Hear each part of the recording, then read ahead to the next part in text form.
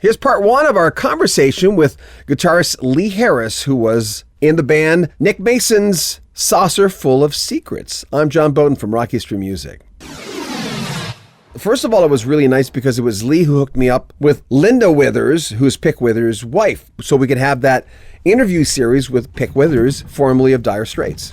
Here's part one of our conversation with Lee Harris. Yeah. Let's start with the Nick Mason thing. I remember doing the announcement for it. I remember when that was announced. Yeah. Announced your name along with everybody else's.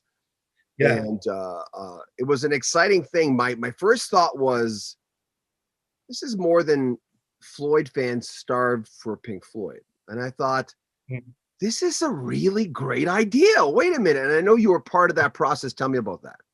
So what happened was, my wife and I moved to France, and I'd given up music for a while, and we renovated and built part of our house. Wait a minute. Wait. So those pictures with you and those huge beams, that's your house in Facebook? Yeah. And we'd never done anything like that before. And we'll never do anything like that again. but we were both at a sort of crossroads in our lives, and neither of us had been married before. We didn't have kids, so we could up and leave London, which is where I'm from, and we just on a whim said, well, let's go to France. I mean, Danny actually grew up here, so she can speak fluently. I'm not fluent. But it helped that she is. So we moved here, and we the idea was to sort of kind of do what people on those daytime shows, when they probably don't have them over there, but maybe they So in England they have these things, and people move to France and they will have arguments, and it all gets edited that way. Anyway, we thought, well, why don't we move over there and just do something different, because we can. So we came here, we renovated part of the house, and we turned it into like holiday, vacation rentals. And I wasn't playing guitar. I wasn't doing anything to do with music. And I went to see Guy Pratt, who's a really close friend, with David Gilmour, and they were playing about 3 hours away. So I went to see them, and I came away from that gig just realizing how much I missed playing. So I started getting really sort of Gilmour fanboy again, like I was when I was 13 when I started playing. And I was looking into all these effects pedals because, God, there are so many that he uses. So I bought quite a few of them. I already had a couple. And a year later, they came back and they were playing again, like another 3 hours away from here. So I went to see it. And whilst I was watching it, I was thinking, God, I'd really love to play Floyd music with Guy. But I don't think, if I say to Guy, let's go and play some Floyd music, he's not going to want to go out and play Comfortably Numb with someone else, for the umpteenth time.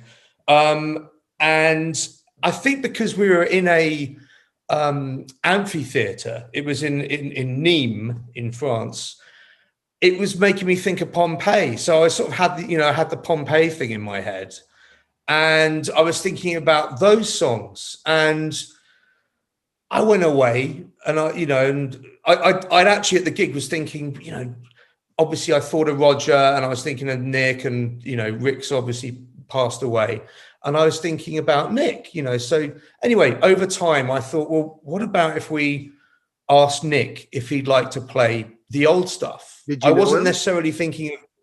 Did you know him? I don't know Nick. Okay. No, I'd met him a couple of times, but not really met hi, how are you? But I didn't know him to approach him. So I went to Guy with the idea. He said it was a great idea, but he'll never go for it. And I thought, well, okay. And about a month later, I wrote back to Guy and I said, I can't get this idea out of my head. How do I get it to him? And he said, all right, write it out properly and I'll get it to him. So I did. And he was interested. And so I think about 3 months later, we had a meeting, which was quite funny because Guy was late for the meeting.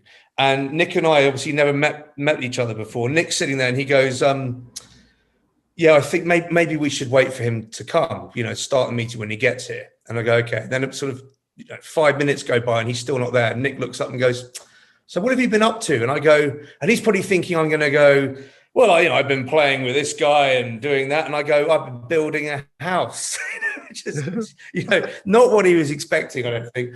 And then Guy texts to say, I'll be there in like 10 minutes.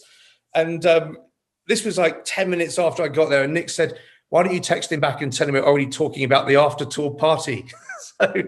Which is very Nick's dry humor, Anyway, we had the meeting, and we actually, I think Nick put forward that he'd quite like Gary Kemp to be involved.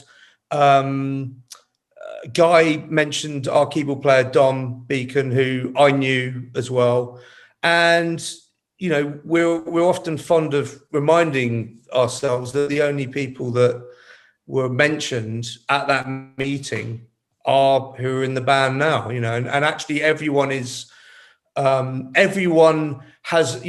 mutual friend. So like, I didn't know Nick, but he was very good friends with Guy. I kind of knew Gary, but Gary's really good friends with Guy. So, and we all get on very well. It's like it's a real band, it's not, Nick, I'd say Nick's gone out of his way to make it feel like a band as well. We'll have more from Lee Harris coming up in 3-4 days. Make sure you comment on our videos, subscribe to our channel, and share our videos. I'm John Beaudin from Rocky Street Music.